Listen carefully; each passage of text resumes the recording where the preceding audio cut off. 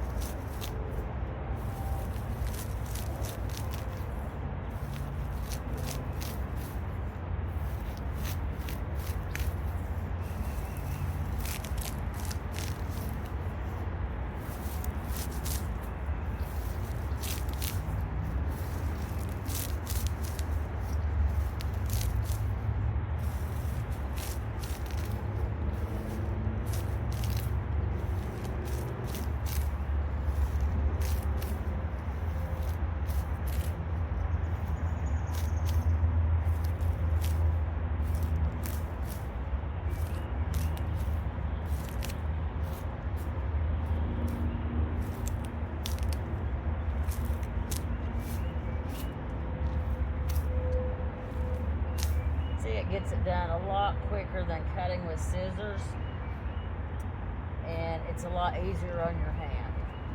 The older I get, the more I'm looking for economically whatever tools that are going to be careful and easier on your joints. This is a great tool to have.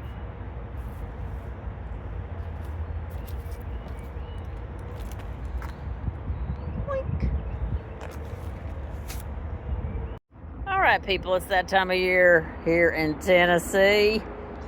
So we're cutting back the monkey grass. Normally, it looks like this over here, just tall and kind of unkept.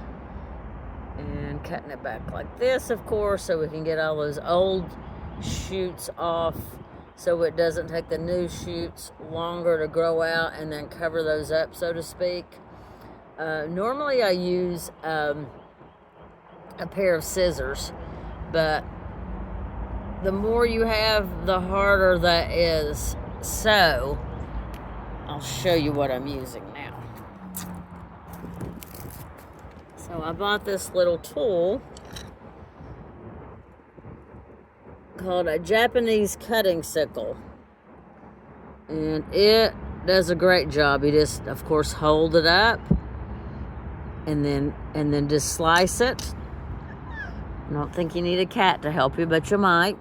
And then it's important to keep the little sickle, of course, sharp while you're doing it. So I use just a piece of like 220 grit sandpaper, and then I've got my little speedy sharpener here that you go across the cutting part of it. And you're just going to keep that at the same angle when you're sharpening it. And then if you need to go back and trim some, you can always use scissors. And then, of course, we're going to use a rake to rake it out. And then I've got my tub here that I'm putting my cuttings in. And I've been online on YouTube and discovered a new gardening technique called Hogel gardening, and you'll have to check it out. It's Hugel gardening. It's pronounced with an O, Hogel, but really like it because you're keeping all these cuttings and old tree stumps and stuff and utilizing them on your property. And you can plant it, and it helps hold moisture in because of the old wood. But anyway, check it out, Hogel gardening. And the reason why you want to cut back this time of year, and it's like March 4th, 2026 here, is you don't want to cut your new shoots. And I've exposed some little new shoots there. So you don't want to cut into those, because if you cut into those, then you're going to have little brown edges on top the whole season. So anyway, we're going to continue on, get this little area finished, and woohoo, another chore done.